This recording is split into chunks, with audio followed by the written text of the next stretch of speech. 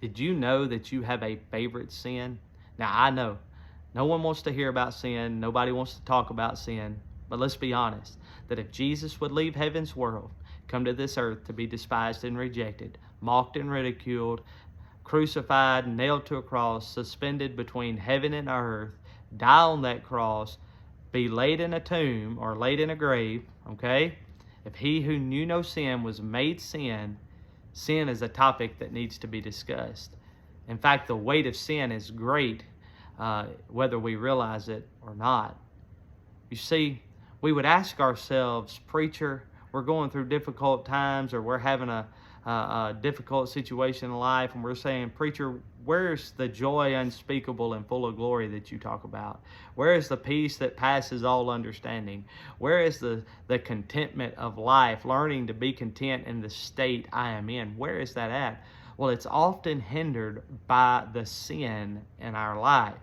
But it's not always the great sin or the big sin or the egregious sins that we think in our mind, that society has built up in our mind, that these things are sin and that's only sin.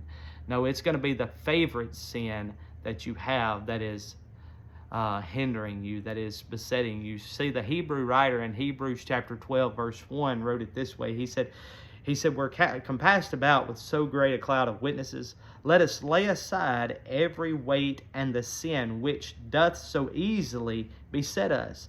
Let us run with patience the race that is set before us. You see, he illustrates life as to being a race. And he says you can't run a race weighted down. And you're going to have to lay your weights off. You're going to have to lay the things that are hindering you down. Well, the greatest hindrances in our life is sin.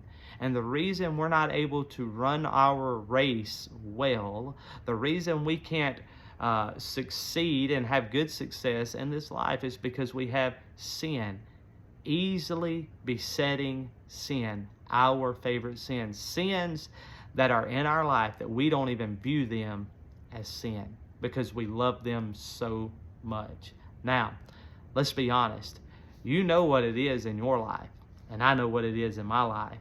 And the only way that we're going to have real joy, the only way that Christ will become our joy, our peace, and our contentment is if we lay the weight of these sins down. You know what it is. I know what it is.